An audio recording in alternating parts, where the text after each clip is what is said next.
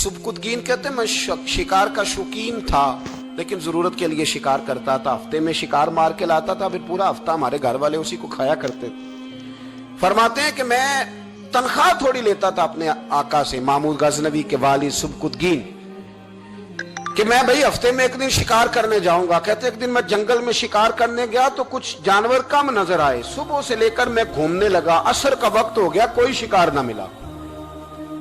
अब मेरे दिल के अंदर यह डर था कि अगर मगरिब मुझे यहीं हो गई तो मुझे कोई दरिंदा, कोई जानवर परेशान करेगा। इसी परेशानी के आलम में मैं दाएं बाएं देख रहा था कि हरनी का एक बच्चा मुझे नजर आया। मैंने झट से वो हरनी का बच्चा ही उठा लिया कि आज यही शिकार करूंगा। कहते हैं मैंने उसे घोड़े के आगे रखा, अपने आगे गर्दन की जानिब, और मैंने घोड़े की लगामें इस तेजी से घुमाई कि सर पट घोड़ा दौड़ाया ताकि मगरिब से कबल मैं शहर में पहुंच जाऊं, ये जंगल का इलाका गुजर जाए। कहते हैं मैं, बड़ी गर्मी थी, बड़ी प्यास लगी, पर पानी ना पिया ना घोड़े को पिलाया।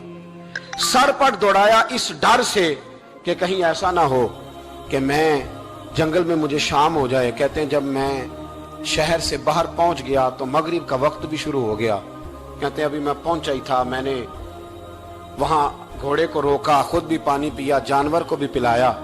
कहते हैं जरा मैंने आंख उठा के देखा तो जिस हरनी का मैं बच्चा लाया था वो भी दौड़ती हुई मेरे पीछे आ गई। कहते हैं वो पीछे मेरे खड़ी है, पता नहीं कहां से बेचारी दौड़ी। मेरा तो घोड़ा था और मैंने तो सांस भी नहीं लिया। 1.5 घंटा 2 घंटे मैं भगाता लाया इस जल्दी में कि बाहर आना है। कहते हैं पलट के देखा तो उसकी सांस फूली हुई हरनी की और ललचाई नजरों से मुझे देख रही है। दिल के एक कोने से आवाज आई कि आज तो 2 शिकार हो गए। बच्चा तो पकड़ा ही, इसकी मां को भी काबू करता हूं ताकि डबल शिकार हाथ आएगा। कहते हैं फिर अंदर से मेरा दर्द बोला, अंदर से मेरा रहम बोला कि एक मां अपना बच्चा लेने आई है और इस तरह तो उसे तकलीफ नहीं दी जा सकती कि उसे ब्लैकमेल करके मां को भी रख लिया जाए। कहते हैं जब मैंने उस हरनी की तरफ देखा तो उसकी नजरों में सवाल था, उसकी नजरों के अंदर सवाल था, कुछ मांग रही थी। कहते मैंने उस बच्चे की पुश्त पर हाथ फेरा, फिर मैंने बच्चा छोड़ दिया। कहते उसने पहले बच्चे को बाजुओं में लिया, फिर अपनी जुबान से अपना बच्चा चाटने लगी। कहते हैं फिर वो जब जंगल की तरफ जाने लगी तो एक दफा उसने मेरी तरफ देखा, दूसरी दफा उसने आसमान की तरफ देखा। जिंदगी में मुझे इतना सुकून कभी नहीं आया था जितना आज आया।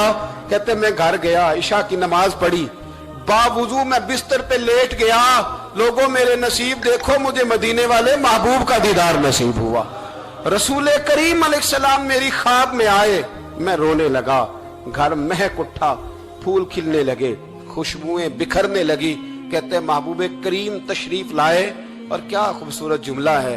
महबूब फरमाने लगे ओ सुबकुतगीन, अगर तुझे बादशाह बना दिया जाए तो इंसानों के साथ भी इसी तरह रहम करेगा ना जिस तरह आज हरनी के साथ किया है। अगर तुझे बादशाह बनाया जाए तो रवैया यही रखेगा या बदल जाएगा। कहता मैं रो पड़ा। मैंने कहा यार रसूलल्लाह, मैं तो गुलाम बनने के भी काबिल नहीं, तो बादशाह कैसे बनूंगा। फरमाया तेरी आज की अदा बड़ी पसंद आई है, अर्श के मालिक ने तुझे बादशाह बनाने का फैसला कर लिया। तेरी ये अदा बड़ी भाई है, बड़ी पसंद आई। फरमाते एक हरनी के बच्चे पे रहम खाया था, रब करीम ने मुझे बादशाही अता फरमा दी।